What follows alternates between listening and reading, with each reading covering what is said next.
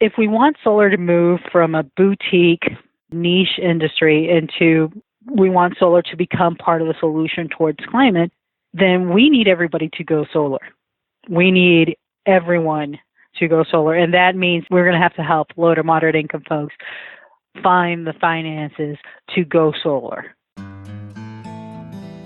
How can states make it easier for anyone to go solar? Yesenia Rivera directs the Washington, D.C. chapter of Solar United Neighbors and just wrapped up their participation in the district's new Solar for All program, helping nearly 75 low-income families go solar. We discuss how the Solar for All program makes solar work for everyone and how it meshes with the Solar United Neighbors model of bringing people together to go solar and defend solar rights. I'm John Farrell, Director of the Energy Democracy Initiative at the Institute for Local Self-Reliance, and this is Local Energy Rules, a podcast sharing powerful stories about local renewable energy.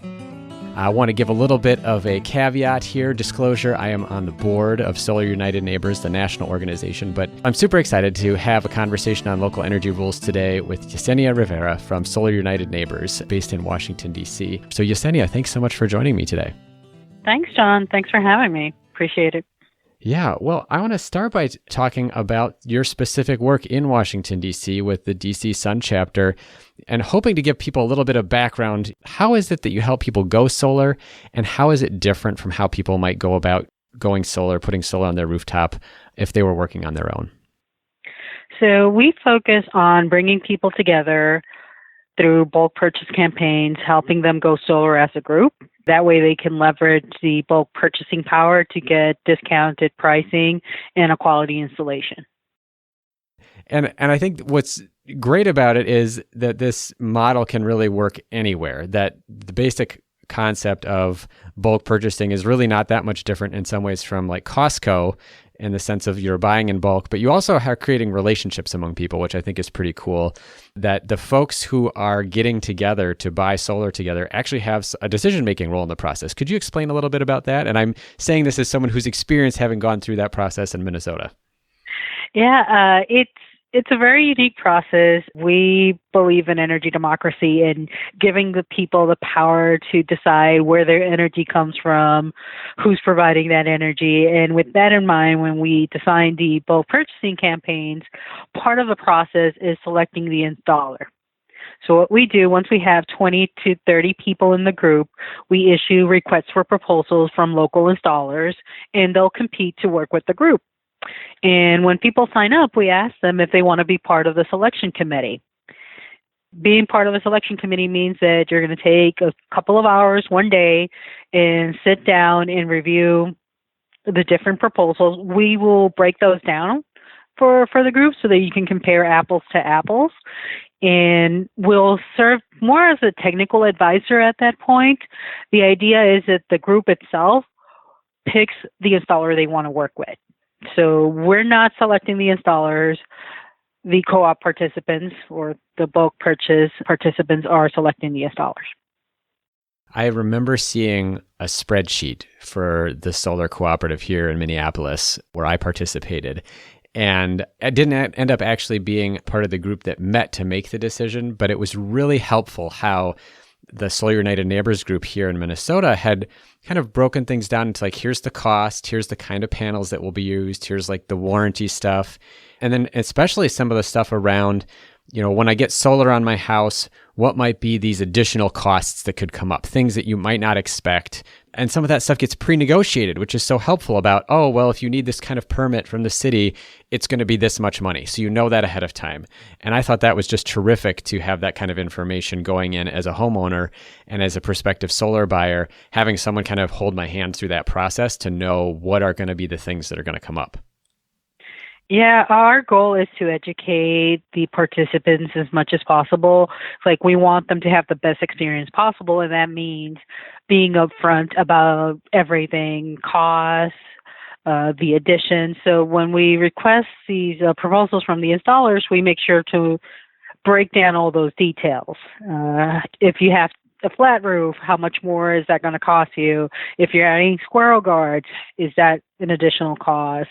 If you have to upgrade your electrical panels, all of those things are, like you said, they're not something that you necessarily think of when you're thinking going solar. You're just thinking the panels, how much is that going to cost me? But there are other costs involved with the project, and we want to make sure that people understand those upfront, so they're making an informed decision. So you're asking the right questions, which I think is great. And I just have to ask you a question about that. What the heck is a squirrel guard? So in certain parts of the country, well, I'm talking from the D.C. side, especially when you're dealing with flat roofs and you have trees around your property, you may have squirrels that love to come onto your roof, and you don't want them to get into your solar system and affect the wiring or the cables, because that is going to cost you. So installers put sort of like this little fence around your system so that the squirrels and the critters can't get to it. That is pretty cool. All right, let's go back to some serious questions about the work that you're doing, not so much about squirrels. Could you tell a little bit about how Solar United Neighbors in the district has been involved in helping to serve more low-income folks with solar? Why is that important? Well, we were part of the first round of Solar for All grantees, and this is the district's mission is to help low-income families go solar at no cost to them. The district realized that there was this push towards solar energy, and a lot of district residents were transitioning towards solar energy, but low and moderate income folks were being left behind during this transition, and the district made a commitment to help low to moderate families go solar. And we were blessed to be part of the first round of grantees, and the idea is to help 100,000 low-income families go solar by 2032 and reduce the cost on their bill by 50%. Wow. So not a small-scale effort by any stretch of imagination. No. Like I said, we were part of the first round, so we had one of the innovative rounds grant, and we ended up helping 73 families go solar during that process. I think on average, we installed 4.3 kilowatt systems during the Solar for All process, but we combined the Solar for All subsidies with our regular market co-ops. So when you mentioned that it's a grant program, so where is the money coming from for the district to do this program? And I assume that some of the benefit, a lot of times when you have solar on a rooftop, it might cover all of somebody's electric bill. Are some of the benefits of a solar array on a low-income roof, for example, like going back into the program to help other families go solar? Do they get all of the benefit of the solar on their rooftop? How do you do that? So first question on how is the district paying for this is one I get asked often. And like I said, when the district made the commitment to help low-income families, they decided to use the alternative compliance payments as sort of the funding source for the program. So with the RPS, the Renewable Portfolio Standard, when it was increased to 50%, the solar carve-out was also increased to 5%, and the alternative compliance payment schedule was shifted to account for that.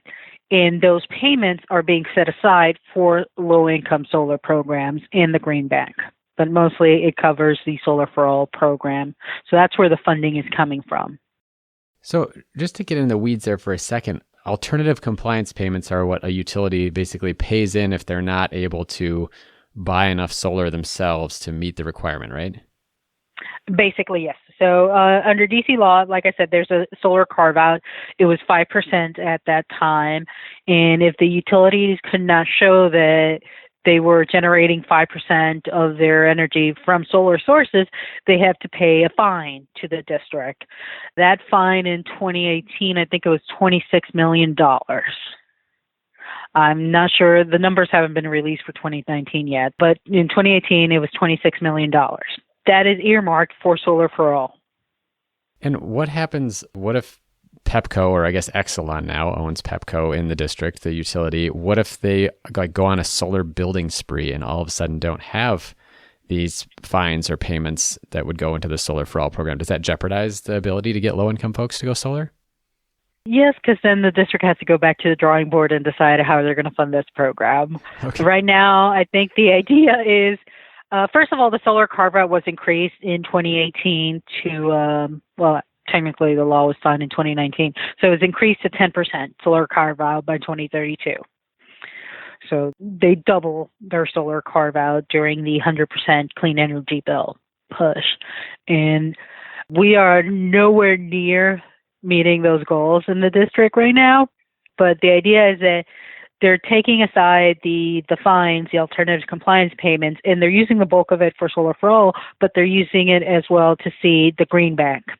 And eventually the Green Bank will take over low-income solar financing. Okay, so there's a plan here that extends beyond when those payments come in with the Green Bank to be able to continue to finance low-income solar. That is the idea, yes. We're going to take a short break. When we come back, I ask Yesenia about what incentives support solar development in the district, what policies Solar United Neighbors supports to expand solar rights, and how Sun will expand equitable access to solar across its 11 state chapters. Hey, thanks for listening to Local Energy Rules. If you've made it this far, you're obviously a fan, and we could use your help for just 2 minutes. As you've probably noticed, we don't have any corporate sponsors or ads for any of our podcasts. The reason is that our mission at ILSR is to reinvigorate democracy by decentralizing economic power. Instead, we rely on you, our listeners.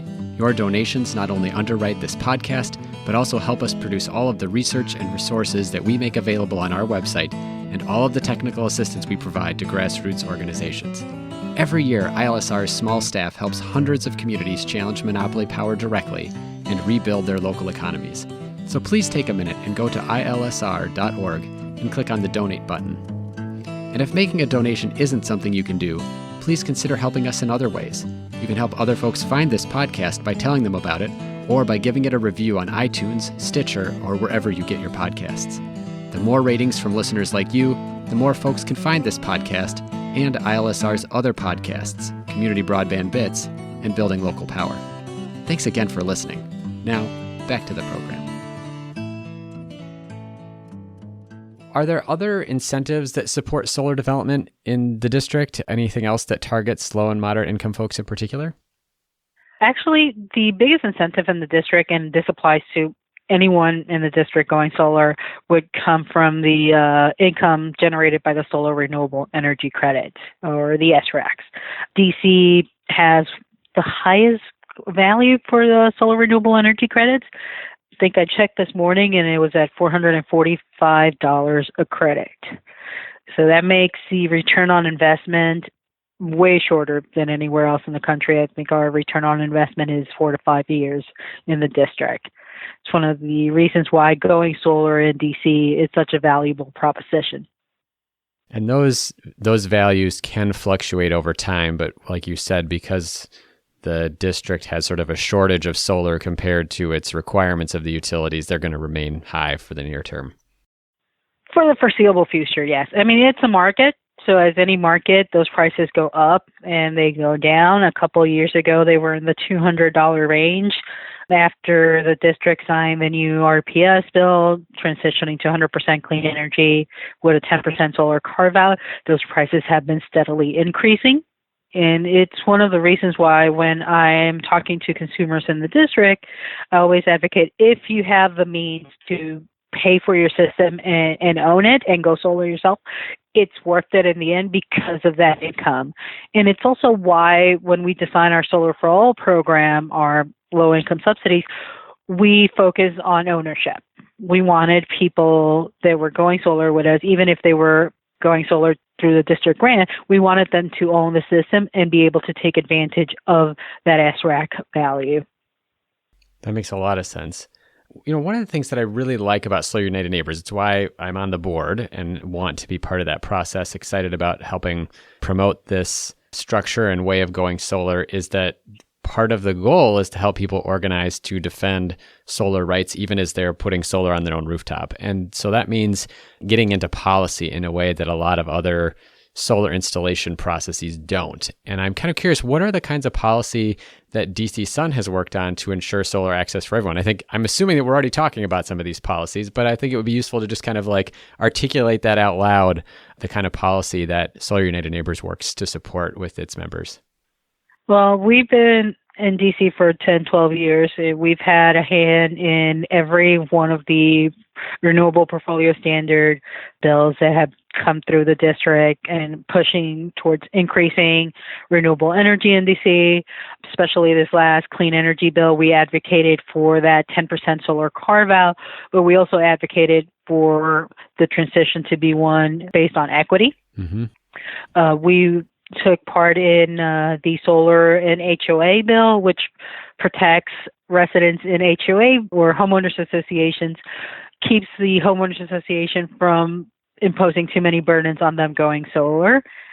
And more recently, we were part of the fight to help homeowners in historic zones here in the district be able to go solar without having to deal with too much bureaucracy. I don't know if you've heard, but last year there were several projects that were denied because of families residing inside historic zoning, which is a big issue here in DC because we have so many historic zones throughout the district.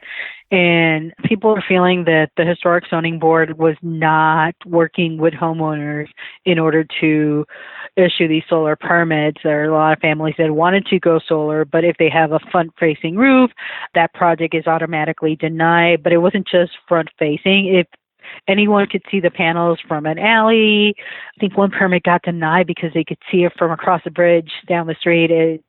So it was getting really onerous for homeowners inside historic districts to obtain solar permits. We had several cases during our Solar for All work where we had low-income families that wanted to go solar and lower their energy burden and couldn't because they live inside historic zones, and the board would not approve those solar permits. So we were part of the groups that rallied to get the Historic Preservation Board to reconsider their guidelines in terms of solar in historic districts. And I can say that they did change their guidelines. They're supposed to make it a little bit easier. It's more of a matter of right. If the panels are not visible from the front, from the street, they can work with the board, try to minimize the impact.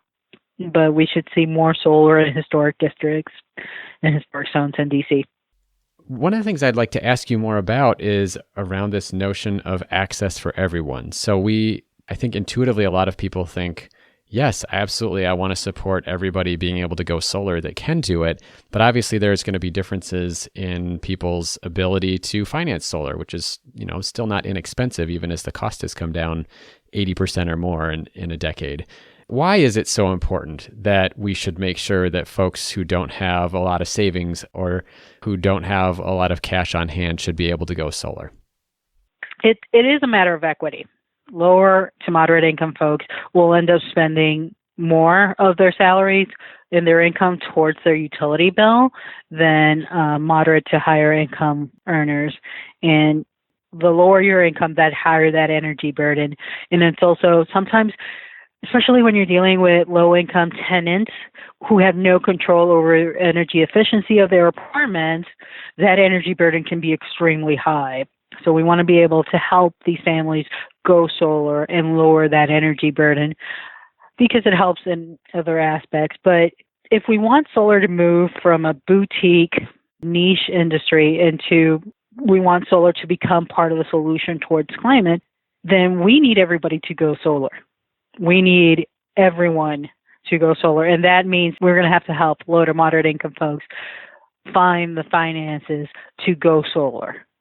Because otherwise, solar is going to be relegated to sort of that niche and boutique where only the people that can afford it will go solar, and it doesn't become part of the solution. And one of the things I think is really interesting about the design of DC's Solar for All program, too, that I think is interesting is some people might look at this as an issue of, well, we don't want to give people special subsidies.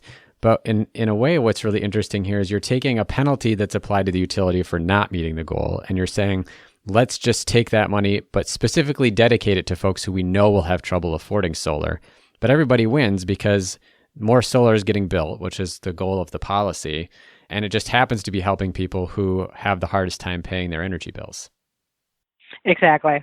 I mean, you're increasing the amount of clean energy that's being put into the environment. you're taking that penalty that's already being charged, that's already been passed down to the ratepayers, and you're putting it back into the pockets of people that are hurt the most and helping them go solar. One of the things that is exciting for you is that you're actually transitioning from directing the D.C. Solar United Neighbors group to being the Director of Equity and Inclusion for the entire Solar United Neighbors organization. What might that look like then outside of D.C., where maybe they don't have those kinds of policies in place? What will Solar United Neighbors be working on to make solar access easier for other folks across the country as you transition into this role? So yeah, I am very excited to take the lessons that we learned from Solar for All and working with low income to moderate homeowners here in the district and helping other folks across all of our state programs be able to transition to solar energy. We have several projects in the pipeline. We're actually recruiting right now in Indiana, city of Indianapolis, to create a pilot for low-income solar in Indianapolis. And of course, the biggest challenge is the financing. Not everyone has those lovely alternative compliance payments and fines that the district has. So we're getting creative on how we finance these projects and what can be delivered across the country. But the idea is that we want that energy democracy fight to include everyone across all of our state programs. We want our programs to be equitable and inclusive across the board. Are there other cities in particular, other states where you have these low-income programs launching? We have started conversations with different jurisdictions, including some in Ohio and Pennsylvania, but we're doing this state-by-state approach, step-by-step. So when opportunity arises and we can consult and advise different jurisdictions that are interested in creating low-income solar programs, that's where we're stepping in. Great. So let me circle back here just at the end of the conversation to ask you about the DC Sun program and specifically. So last year you helped about 75 low-income families go solar. The goal of this program is enormous, 100,000 families. How do you see that scaling up in the next few months and years? Well, we are not participating in the program anymore, but I know the district is getting ready to launch the third year of the program. The bulk of those 100,000 families are going to come from, are going to be served through what is community solar or CREFs. In these families, they won't have the solar on their roof, but they'll be able to subscribe to a community solar project and see a reduction of 50% on their utility bills, on their energy bills. So that's where the bulk of the projects are going to come from, but they're still doing single family homes. And every year the district puts out a new request for proposal and have installers and nonprofits compete to work with low income families across DC until we meet 100,000 family goal. But also around the time, hopefully, that you get to 100% renewable energy, since the timeline is very similar.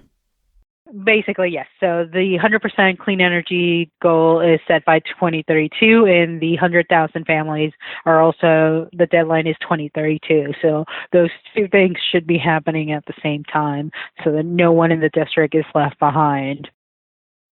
I know Solar United Neighbors is operating in, I think it's like almost 10 or even a dozen states now. I don't know if you want to rattle some of those off, but then also just curious if you have any advice for folks who are looking to go solar, whether or not they're in a state that has a Solar United Neighbors chapter. So we are in 11 states and counting: Minnesota, D.C., Virginia, West Virginia, Pennsylvania, Maryland. We also added Indiana, Arizona, Colorado, Texas, and Florida is actually our largest state program. But we're looking to expand across the country. But if you want to go solar and you're not in one of our states, you're always free to join our program. We do have membership options where we help people compare proposals, walk them through the questions they should be asking the installers, help them compare, like I said, apples to apples so they can make an informed decision. If you're in one of the states where we do have a program and we have an active bulk purchase campaign, then by all means, go to our website, join the co-op, and learn more. There's no cost at all to join one of our bulk purchase campaigns. It's free. There's no commitment. So you sign up, you meet with the installer, you're not happy with the proposal or it just doesn't fit with your timeline, you're free to walk away. Well, Yesenia, thank you so much for talking with me today, and best of luck in your new role with Solar United Neighbors. Thanks, John. Appreciate it. This is John Farrell, Director of ILSR's Energy Democracy Initiative. I was speaking with Yesenia Rivera, outgoing Director of D.C. Sun and new Director of Energy Equity and Inclusion for Solar United Neighbors. We were discussing the Solar for All program in Washington, D.C., and how Solar United Neighbors is incorporating solar access into all of its 11 state chapters. You can catch 3 additional interviews with the Solar United Neighbors Executive Director, Anya Schoolman, in episodes 64, 28, and the first ever Local Energy Rules podcast. While you're at our website reviewing these other resources, you can also find more than 90 past episodes of the Local Energy Rules podcast. Until next time, keep your energy local, and thanks for listening.